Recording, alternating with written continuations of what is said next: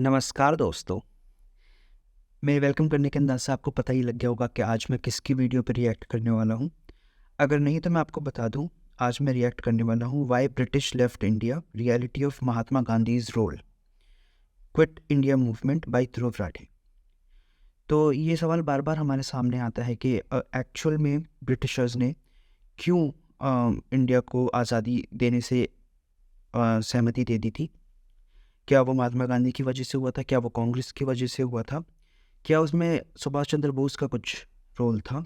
या फिर ये सब कुछ भी नहीं था और after world war two Britain इतना ज़्यादा कमज़ोर हो गया था कि वो एक इंडिया जितनी बड़ी कॉलोनी को कंट्रोल नहीं कर सकता था, गवर्न नहीं कर सकता था? या फिर ये सब इन सब का मिक्सचर था? तो आज हम ये जानने की कोशिश करेंगे ध्रुव राठी की वीडियो के थ्रू। चलो शुरू करते हैं। Why British left India. नमस्कार दोस्तों। 8 अगस्त साल 1942 मुंबई के ग्वालियर का टैंक मैदान में ऑल इंडिया कांग्रेस कमेटी के लीडर्स इकट्ठे होते हैं। ये एक संघर्ष का ऐलान करने वाले हैं, एक आखिरी संघर्ष सत्ता में बैठी ब्रिटिश इंपीरियलिस्ट सरकार के खिलाफ। हजारों की भीड़ के सामने महात्मा गांधी एक ऐतिहासिक भाषण देते हैं। आप में से हर एक व्यक्ति अपने आप को अब आजाद समझे। हम अब से अब इस इंपीरियलिज्म के जूते के नीचे दबकर नहीं रह सकते। हमें चाहिए पूरी तरीके से आजादी। मैं आप लोगों को एक मंत्र देता हूं, इसे अपने दिल में बसा लो और इसे अपनी हर सांस में याद रखना। ये मंत्र है डू और डाई, करो या मरो। अब या तो हम इंडिया को आजाद देखेंगे या फिर इस कोशिश में मारे जाएंगे, लेकिन इस गुलामी में अब हम और नहीं जिएंगे।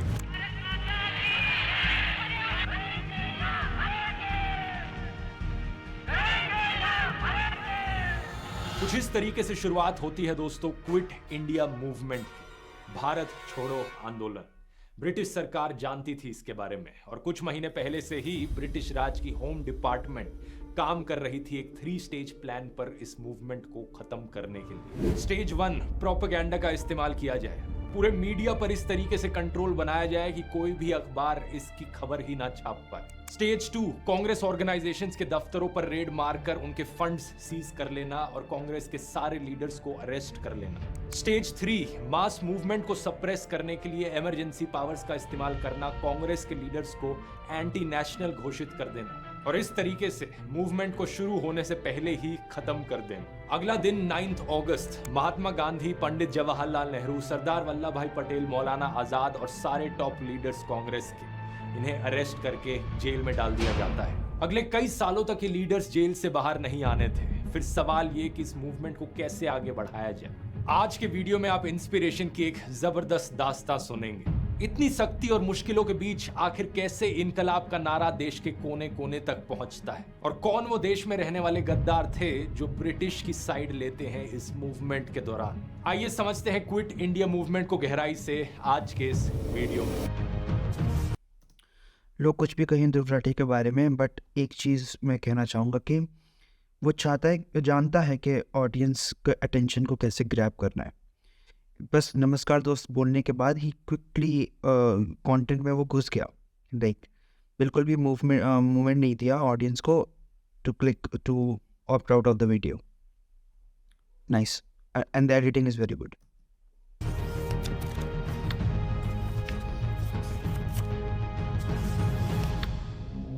इस मूवमेंट के शुरू होने से एग्जैक्टली 2 साल पहले की बात है। 8 अगस्त साल 1940 ब्रिटिश राज ने वाइसरॉय लिनलिथगो के द्वारा एक ऑफर पेश किया था इंडियन फ्रीडम फाइटर्स को। इसे नाम दिया जाता है अगस्त ऑफर। इसमें इन्होंने कहा कि हम इंडियंस की रिप्रेजेंटेशन बढ़ाएंगे ब्रिटिश इंडिया सरकार में। असल में बात क्या थी कि ये वो समय था जब वर्ल्ड वॉर 2 बड़े जोर शोर से चल रही थी यूरोप में। जर्मनी का डिक्टेटर एडोल्फ हिटलर एक के बाद एक देश को सक्सेसफुली इन्वेड किए जा रहा था और ब्रिटेन इकलौता देश खड़ा था उसके खिलाफ। यूके में मौजूद ब्रिटिश सरकार बड़ी मुसीबत में थी और बड़ी डेस्परेट थी, जहां से मदद मिल सके वहां से ली जाए। हालांकि इंडियन सोल्जर्स ऑलरेडी ब्रिटिश की तरफ से लड़ रहे थे वर्ल्ड वॉर 2 में, लेकिन ब्रिटिश चाहती थी कि इंडियंस की तरफ से और ज्यादा कोऑपरेशन हो। इसलिए उन्होंने सोचा इंडियंस को मनाने के लिए हम एक ऑफर देते हैं। इस समय तक कांग्रेस ने ठान ली थी कि वो छोटे मोटे ऑफर्स एक्सेप्ट नहीं करेंगे, वो पूरी तरीके से आजादी चाहते हैं। उन्होंने कहा कि अगर ब्रिटिश सरकार चाहती है इंडिया कोऑपरेट करे उनके साथ इस वॉर में, तो इंडिया को पूरी तरीके से आजादी देनी होगी। तो ये अगस्त ऑफर फेल रहता है। इसके बाद मार्च 1942 में ब्रिटेन के द्वारा एक और डेलीगेशन भेजी जाती है। इसे नाम दिया जाता है क्रिप्स मिशन, क्योंकि उस वक्त के leader of house of Commons थे स्टैफोर्ड क्रिप्स। इस मिशन का मकसद था इंडिया को आजादी देना वर्ल्ड वॉर 2 खत्म होने के बाद, लेकिन क्रिप्स मिशन में जो ऑफर दिया जाता है ब्रिटिश की तरफ से, वो फुल फ्रीडम का नहीं होता, बल्कि डोमिनियन स्टेटस का होता है। क्रिप्स के ऑफर में इंडिया एक ऑटोनोमस रीजन बन जाएगा ब्रिटिश कॉमनवेल्थ के अंडर। ये थोड़ा बेटर ऑफर था पिछले वाले से, लेकिन कांग्रेस ने इसे भी आउटराइटली रिजेक्ट कर दिया। उन्होंने अपना मकसद साफ बताया, पूरी तरीके से आजादी। अब तक ये जो पूरी तरीके से आज़ादी वाला कॉन्सेप्ट है, ये पहले एकदम शुरू से नहीं था। गांधी जी पहले मान चुके थे इंडिया को डोमिनियन स्टेट का दर्जा देने के लिए, लेकिन आफ्टर जो जलियांवाला बाग वाला कांड हुआ, उसके बाद कांग्रेस ने कम्प्लीटली अपने पोजीशन को चेंज कर लिया। They would settle for nothing less than complete freedom after that incident.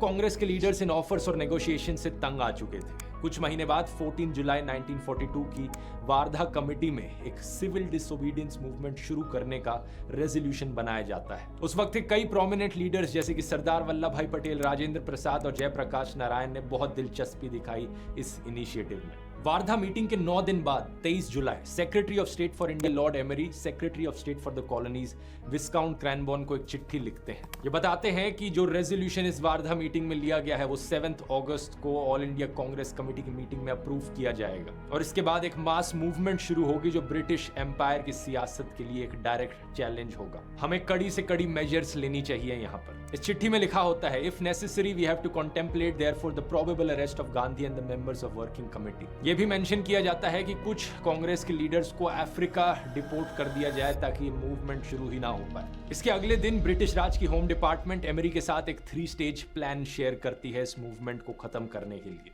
वही प्लान जो वीडियो के शुरू में मैंने आपको बताया था। यही कारण कि जब ऑल इंडिया कमेटी के द्वारा क्विट इंडिया रेजोल्यूशन पास की जाती है, ब्रिटिश इसके बारे में ऑलरेडी जानते थे। महात्मा गांधी की ऐतिहासिक स्पीच के बाद 9 अगस्त को सुबह के करीब 5 बजे गांधी जी और बाकी और टॉप लीडर्स को अरेस्ट कर लिया।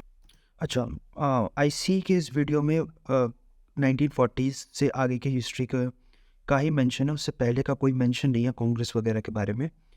तो वो मैं बता देना चाहता हूँ जो मैंने रिसेंटली पढ़ा है। Recently, not completely recently, but some of the things जो मैंने रिसेंटली पढ़ी है उन्हें एक कॉन्टेक्स्ट में लाना चाहता हूँ कांग्रेस की फॉर्मेशन के साथ।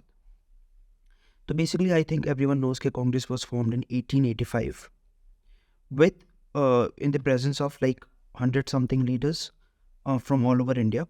So the number could be wrong, I could be completely way off, but initially like Gandhi or Nehru weren't there.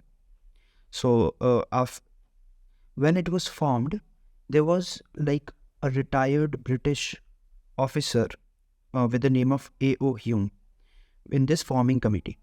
तो इस बात को लेकर के काफ़ी सारी कंस्पिरेसी थ्योरीज हैं, एंड ये कोई व्हाट्सएप यूनिवर्सिटी से नहीं है। ये I have this book India's struggle for independence. It is like one of the writers is Bipin Chandra. तो बिपिन चंद्रा को माना जाता है कि he is slightly left leaning towards the Congress. तो if he has acknowledged that fact then it is correct. So the fact is like it's not fact, it's a theory, rumour according to him. आप जज करिए कि कितना rumour है कितना सच है, nobody knows. सो A.O. Hume का ये मानना था कि कोई एक बहुत बड़ा मास मूवमेंट होने वाला है इंडिया में which will be equal to the 1857 movement, जो झांसी की रानी और ये सब जिनमें इन सब ने कंट्रीब्यूट किया था। तो वो उतना बड़ा होने वाला है, और लेकिन वो हो उससे पहले ही हमें कुछ स्टेप्स लेने होंगे ताकि हम उसे सप्रेस कर सकें। A.O. Hume went to his senior officials and told about this. तो सीनियर ऑफिशियल्स ने पूछा कि व्हाट इज़ योर सोर्स, कहाँ से ये इन्फॉर्मेशन तुम्हें मिली है। तो A.O. Hume ने बोला कि I can not reveal my sources, but I am in touch with some high mystics who have like direct purse of the masses. और अब उन्हीं की हेल्प की वजह से हम 1857 वाले मूवमेंट को सप्रेस कर पाए थे। तो जो सीनियर ऑफिशियल्स थे तो उन्होंने बोला कि we can not believe you, and according to what the sources से, मेमोज और इंटर ऑफिस कम्युनिकेशन से, कि ऑफिशियल्स का मानना था कि AO Hume has lost it, he is not in his senses, तो इसकी बातों का भरोसा करने का कोई फ़ायदा नहीं है। So now, why this theory got some traction is because A.O. Hume mentioned that he has some scrolls जो document करते हैं his communication between those mystics and himself. Now, Lala Rajpat Rai mentioned these scrolls in his like memorandum of A.O. Hume or something, but those scrolls were never found. Ultimately, so there is no proof if there was actually any communication between the mystics and A.O. Hume. But my point here is, if A.O. Hume actually believed कि कोई ऐसे लोग हैं, it doesn't matter whether they were real or not, but if he actually believed कि ऐसे लोग हैं, which led him to take some steps to salvage the situation. Now, what steps did he take? He went ahead and gathered some leaders and formed the Congress Party. Now, as per A.O. Hume's intention, Congress का role होने वाला था to appear as a fake carrot, to like give people some carrot so that they do not rise up in a revolution. तो कांग्रेस का actual role, according to A.O. Hume, if we believe this theory, was to slow down the freedom movement, to show people कि ठीक है, you have some representation, now you don't need to rise up in a revolution, और जो कांग्रेस वाले हैं वो तुम्हारे लिए बात करेंगे. So that was the history, that is the rumor, कि Congress was originally formed not for the freedom but to slow down the freedom movement. Now, I'm not claiming that this is correct, but this is the theory which Bipin Chandra and the other writers mention in his book, India's Struggle for Independence. If you want to find out, read more about it, let me tell you the chapter. Chapter 4, Foundation of the Congress, The Myth, page number 61. So you can read about this. Bipin Chandra has like completely discredited this theory, but I have told you my point of view.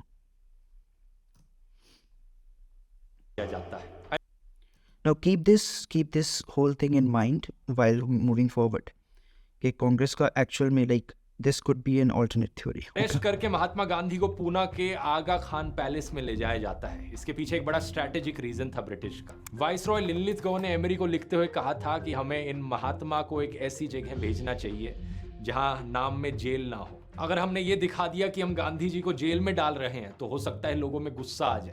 इसलिए हम ये दिखाएंगे कि हम तो उन्हें palace में कैद करके रख रहे हैं. We may be quite certain that we shall have some uphill propaganda battles to fight. इन सभी अरेस्ट के बाद कांग्रेस पार्टी को बैन कर दिया जाता है. कांग्रेस के जितने भी ऑफिस थे देश में उन सब पर सील लगा दी जाती है और इन्हें एंटी नेशनल घोषित कर दिया जाता है. उस वक्त की दो और बड़ी ऑर्गेनाइजेशंस, मुस्लिम लीग और हिंदू महासभा, इन पर कोई पाबंदी नहीं लगाई जाती क्योंकि ये दोनों ऑर्गेनाइजेशंस क्विट इंडिया मूवमेंट को सपोर्ट नहीं कर रही थी. इसकी बात मैं वीडियो में डिटेल में आगे करता हूं, लेकिन इससे पहले मीडिया का हाल देखते हैं. गांधी जी की जो ऐतिहासिक स्पीच थी उसका एक भी शब्द अलाउड नहीं था मीडिया को प्रिंट करना अखबारों में. तो ना ही किसी अखबार में महात्मा गांधी की स्पीच छपी, ना ही कहीं ये छापा गया कि ब्रिटिश सरकार ने कुछ एक्शन लिया है. आखिर गांधी जी के मैसेज को लोगों तक कैसे पहुंचाया जाए, यहाँ पर हमारी कहानी में एंट्री होती है दोस्तों 22 साल की एक्टिविस्ट उषा मेहता की. अपने कुछ साथियों के साथ मिलकर ये एक ट्रांसमीटर ढूंढ कर लाती हैं और एक अंडरग्राउंड रेडियो स्टेशन शुरू करती है. कांग्रेस रेडियो 42.34 की शुरुआत. This is the Congress Radio calling on 42.34 meters from somewhere in India. 14 अगस्त वो दिन था जब इस अंडरग्राउंड रेडियो स्टेशन की शुरुआत हुई और जो शब्द आपने अभी सुने वो खुद उषा मेहता के थे. इस रेडियो के जरिए ऑल इंडिया कांग्रेस कमेटी के संदेशों को देश के कोने कोने तक पहुंचाया गया और ब्रिटिश राज के प्रोपेगेंडा को टक्कर देने लगे ऐसे अंडरग्राउंड मीडिया चैनल्स. अपनी लोकेशन हिडन रखने के लिए उषा मेहता संदेशों में कहती थी कि this is Congress radio from somewhere in India, लेकिन एक्चुअली में वो बॉम्बे से ही ऑपरेट कर रही थी। ब्रिटिश सरकार को इस रेडियो का सोर्स ढूंढने में करीब 3 महीने का समय लगा, लेकिन तब तक बहुत से लोग ऑलरेडी जागरूक हो चुके थे। धीरे धीरे ऑल इंडिया रेडियो को एंटी इंडिया रेडियो बुलाया जाने लगा जब कांग्रेस रेडियो को जाम करने की कोशिश करी जाने लगी। फाइनली जाकर 12 नवंबर साल 1942 में ब्रिटिश सरकार उषा मेहता को अरेस्ट कर लेती है। उनकी सारी इक्विपमेंट सीज कर ली जाती है और 6 महीने तक जबरदस्त तरीके से इंटरोगेट करने के बावजूद ब्रिटिश के सामने वो अपना मुंह नहीं खोलती। आगे चलकर साल 1969 में जब उनका इंटरव्यू लिया गया तो उन्होंने ये कहा था, जब मीडिया का पूरी तरीके से मुंह बंद कर दिया जाए तो एक ट्रांसमीटर जरूर मदद करता है देश के कोने कोने तक इनकलाब का संदेश पहुंचाने में। जिस वक्त ये मूवमेंट शुरू हुई उस वक्त नेताजी सुभाष चंद्र बोस जर्मनी के बर्लिन शहर में रह रहे थे और वो अपनी तरफ से पूरी कोशिश कर रहे थे लोगों को जागरूक करने की अपने आजाद हिंद रेडियो के जरिए। जैसे ही क्विट इंडिया मूवमेंट शुरू होने की खबर नेताजी तक पहुंची, उन्होंने अपने दोस्त ACN नंबियार को कहा कि अब समय आ गया है गांधी जी को सपोर्ट करने का। हालांकि नेताजी और गांधी जी के तरीकों में काफी अंतर रहा था, लेकिन अब नेताजी पूरी तरीके से क्विट इंडिया मूवमेंट के फेवर में थे। उन्होंने इस मूवमेंट को India's non violent guerrilla warfare कहा। जहां एक तरफ हमारे कुछ फ्रीडम फाइटर्स लोगों को जागरूक करने का संघर्ष कर रहे थे, वहीं दूसरी तरफ कुछ नए चेहरे उभर कर आए जो तैयार थे ग्राउंड पर प्रोटेस्ट करने के लिए। इस वीडियो का पार्ट 1 यहीं पे ख़त्म होता है, बाकी का we'll discuss in the part 2. So come back, subscribe to my channel, give me a thumbs up, give your thoughts in the comment section, and I'll see you in the next one.